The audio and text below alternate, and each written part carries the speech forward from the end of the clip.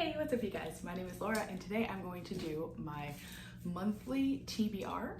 I had actually recorded a different video that was meant to go up last week and it was just really bad quality.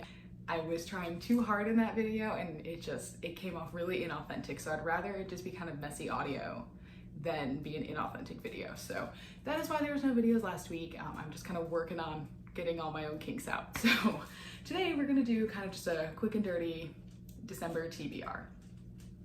So on my TBR this month, we've got this hefty stack, which may not be a lot for some of you, but it is for me. I'm not used to actually trying to tackle this many books in a month, even though if you look at my Goodreads for November, I read more books than I've historically ever read in my life in 1 month.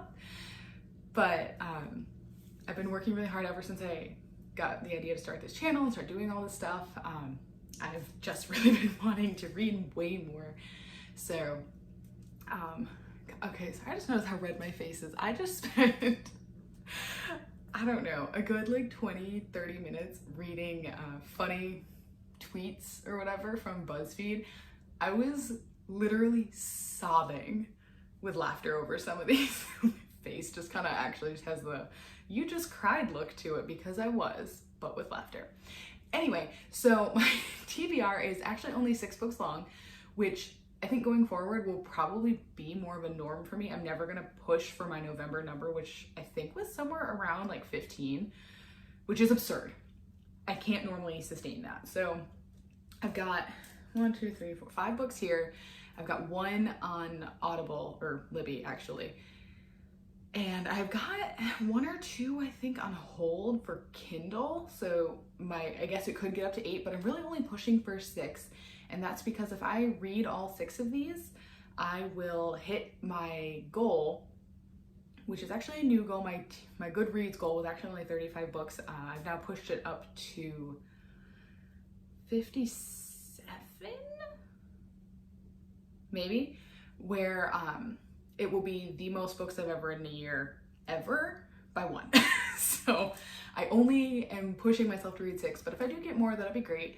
However, part of the reason I don't want to push myself is because I do have a couple of videos that I want to work on that will require me just to kind of not be focusing on reading for a little bit. So that's kind of my goal.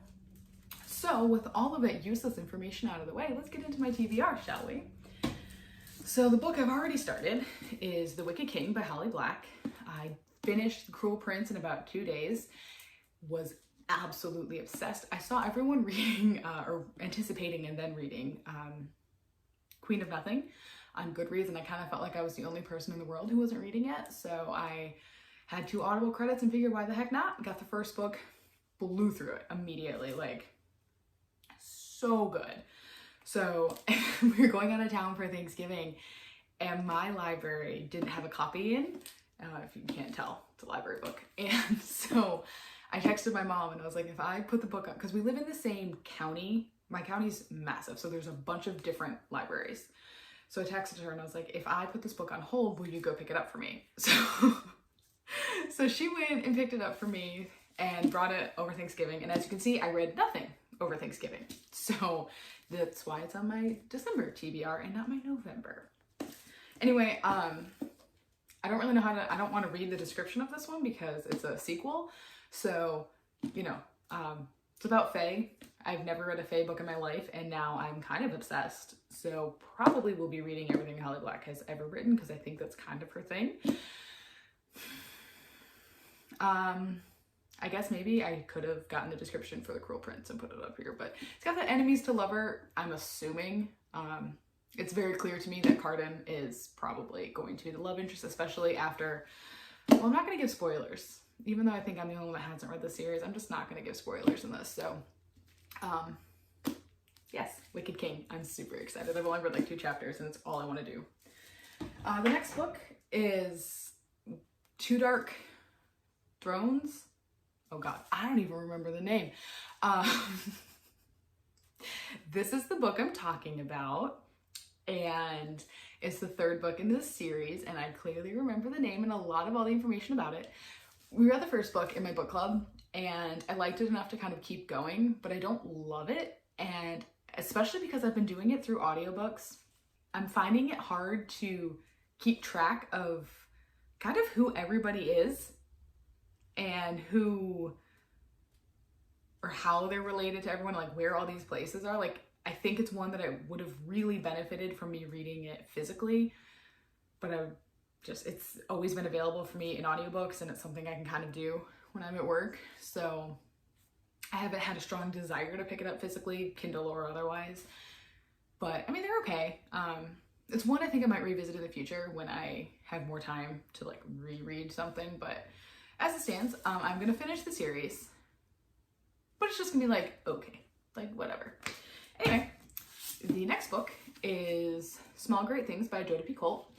And I actually wasn't planning on reading this in December, but my grandma saw it on my most recent bookish Instagram post, and she wants to borrow it. And if I let her borrow it, it's gonna take her a lot longer to read it than me. So I need to read it before I lend it to her. But this book, in typical Jodi P. Colt fashion, she always tackles some big issue, and there's usually a massive plot twist, and I usually never end up liking her books. I've read so many of them, and the only one that I truly, truly loved was My Sister's Keeper, and it's because it's the only one where the plot twist at the end actually surprised me. And that's because it was the first one I read. But nonetheless, this one sounded the most interesting out of all the many Jodi P. Colt books I have. Don't ask me why I have so many, I just do. Ruth Jefferson. I can read, I have really good reading cadence.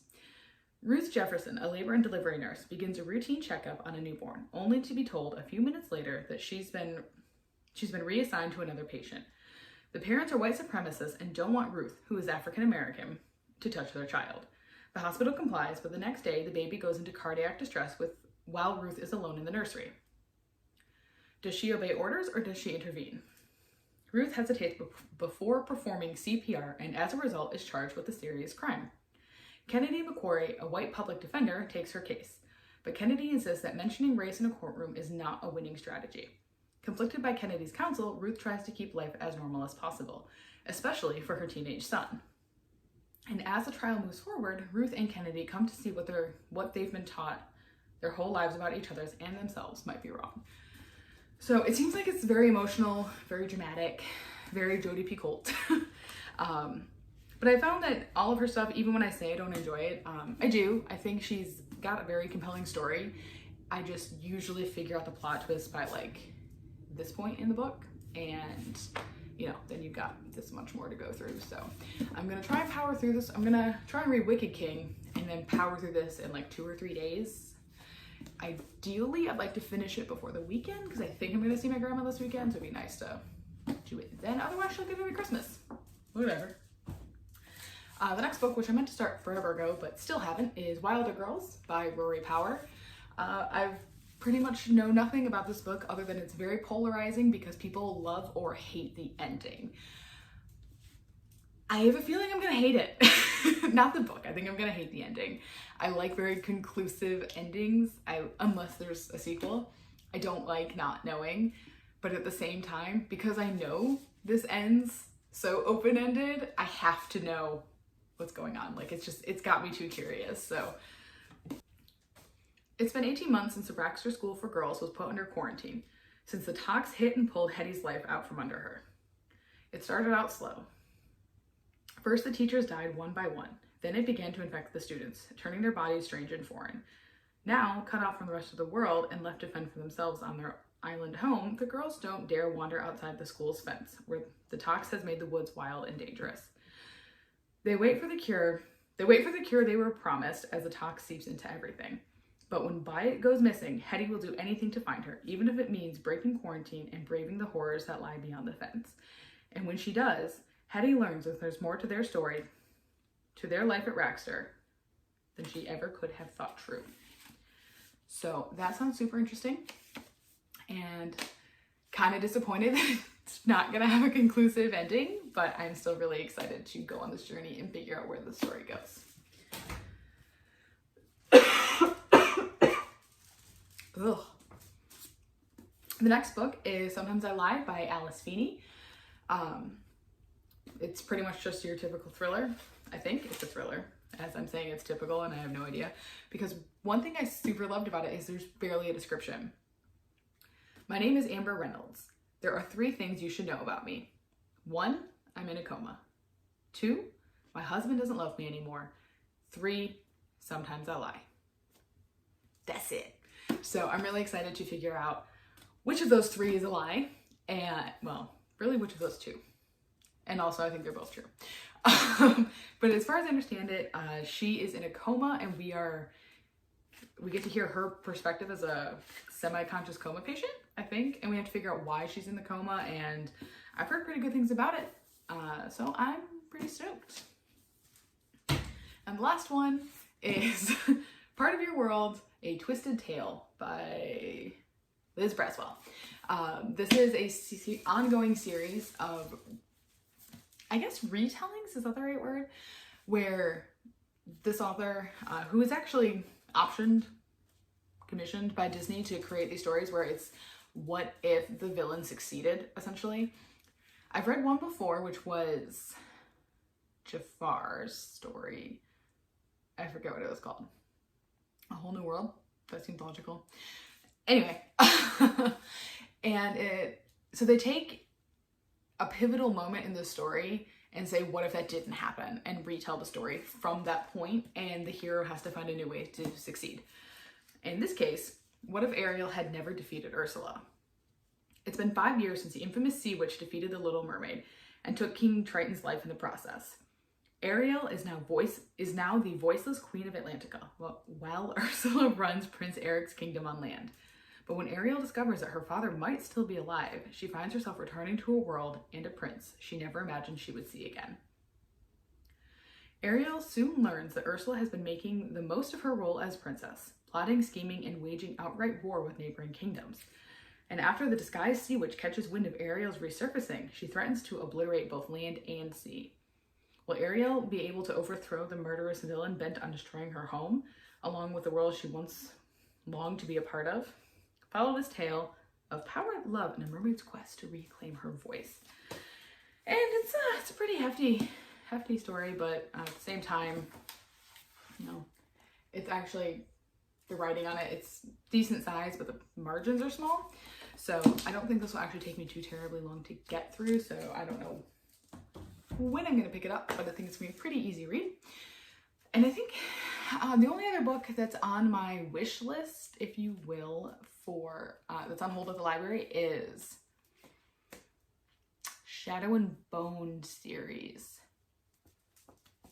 The second one, I don't remember the name of, but that one's on hold at the library. So if that comes in, then I will add that to my TBR as well. Otherwise, I don't remember how long that hold was though, so it might be a while before I get that. Anyway, that is my TBR for December. Let me know what you think of my list, if you've read any of them, if you have any thoughts, comments down below, and I will see you next time.